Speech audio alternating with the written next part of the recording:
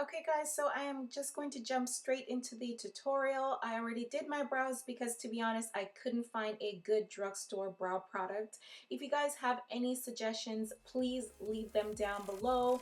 But yeah, I'm just going to go in with the shade Heavenly Honey from my Black Opal Cosmetics kit. You guys saw that I depotted all of them, so I'm going to use that shade to kind of define the underside of my brows, and it is going to be the shade that I use to highlight with as well. So I'm just going to pretty much take it on a Real Techniques brush, and I'm just going to put it on the center portion of my face. Now what you guys are seeing on my forehead is a concealer in the shade Orange, and this one is from the NYX brand. I'm just going to use that to cover up any dark marks that I have on my forehead from past breakouts, and this is just going to cancel out that darkness and just make my foundation go on. It also helps me if I don't want to put on too much foundation, just to cancel out that before I go in with the foundation. You can also use this orange concealer as well if you do have under eye dark circles, and then you can go in with your concealer after that as well. For my foundation on the outer perimeters of my face, I'm going to go in with Truly Topaz, and that one is also from my Black Opal little palette that I created there, but I just depotted all the sticks, and the only one that I'm missing is the Kalahari Sand, which is the lightest shade from the Black Opal foundation sticks. I absolutely love these things for using all over and for contouring as well, and they're just amazing, especially, you know, if you do have that yellowy orangey undertone, or if you do have that dark cool side. They just suit pretty much all the darker skin tones, which is absolutely amazing. For my lid, I am going to go in with a NYX eyeshadow base in the shade Natural. I'm going to apply to my lid and blend everything out with my finger, and on the lower lash line as well. Pretty much anywhere that you are going to put eyeshadow, you want to put this little sucker down. I'm going to start off with the transition shade. This one is from e.l.f. Cosmetics. It is a matte mineral eyeshadow, and to be honest, I didn't like the texture or the way it was blended in my crease, but what I did was I forgot to set the eyeshadow base with a powder, so I'm just going to use the Rimmel Stay Matte powder and just pretty much set my the base, except for my lid, with that powder, and it's just going to make my transition shade go on a lot smoother.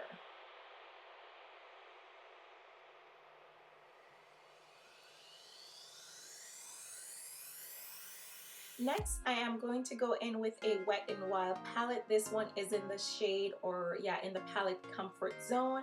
I'm going to use the shade that is marked Brow Bone, guys. These palettes are extremely user-friendly. They have all the names listed on what you should use them for, but you can definitely switch up what you want to use it for. If you want to use your crease shade on the lid, go ahead. I'm using the Brow Bone shade on my brow bone, and I'm also going to use it in the inner corner of my eyes as well. And of course, I use the crease shade in the crease, and now I'm going to use the definer shade to define the outer portion of my crease.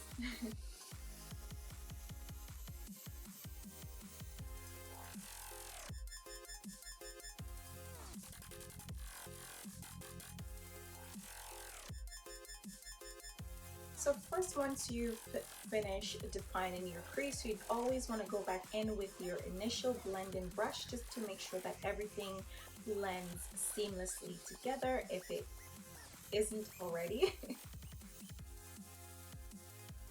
Now to start on my lid, I'm going to first go in with that shade. I think it's 012 Endless Chocolate from L'Oreal Infallible, and oh my goodness, I absolutely love these eyeshadows so much. They are so long wearing and they have such a variety of shades. So if you want more color, go with more colors, and if you want more neutral like I'm doing today, they definitely have a wider range of neutral colors, but they are so long lasting. The shade that I'm using on the inner lid is called Endless Summer or Endless Sunlight. And I'm just going to pack that on with a dense flat eyeshadow brush onto my lid, tying everything in with the bronzy shade that we put down earlier.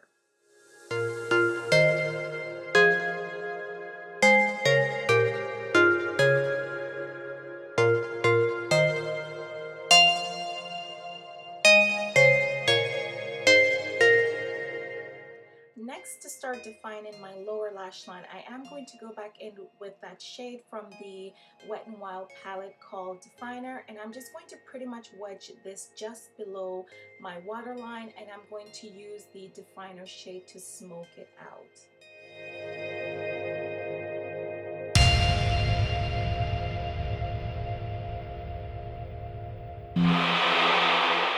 Once I've done that, I'm going to move in with the same shade that I used on my brow bone, and this is the Brow Bone shade, same palette, the Wet n Wild palette. And for my waterline, I am going to go in with a Rimmel Scandalized pencil in 01 Black, and I'm just going to use this to tightline my waterline. Once I've done that, I want to go back in with that same brush that I used to blend everything out and just kind of blend where the black meets the definer shade. But I'm also going to go back in with a bit more of the definer shade because I want it to be just a little bit more smoky. I did go in with a Essence waterline, and this was giving me a bit of trouble because it was either too dry or too wet. I didn't have the one that I really wanted, which was the L'Oreal Infallible liquid eyeliner, but guys, use whatever you have. I just pretty much wanted to put a line down that is going to help my lashes to kind of sit perfectly against my lid, but also you can even skip the liner altogether and just make sure that your lashes kind of is lined up right directly on top of your lashes. I'm going to set the highlighted portion of my face with my Rimmel Stay Matte Powder, and the name says it all. It's going to help my foundation to be locked in, and it's going to control the oils throughout the day. I'm going to start warming up my complexion, and for that I am going to use the Ebony Queen Collection bronzers. I'm not sure what color this is, even though I'll leave it in the description bar down below, but this one is the mid-tone bronzing shade, and I'm just pretty much going to use that to start warming up my complexion. I did notice that one of my blemishes was peeking through once I started to contour. So I did go in with a bit of the NYX eyeshadow base to put on top of that for now, and then I went back in with a bit of foundation just to make sure that it doesn't move at all throughout the day. To further define my contour on my cheekbones, I'm going to go back in with another Queen Collection bronzer. This one is the deepest, darkest shade. There are 3 shades, so I used the second and the deepest shade, and I'm just going to use that to define my cheekbones a little bit more.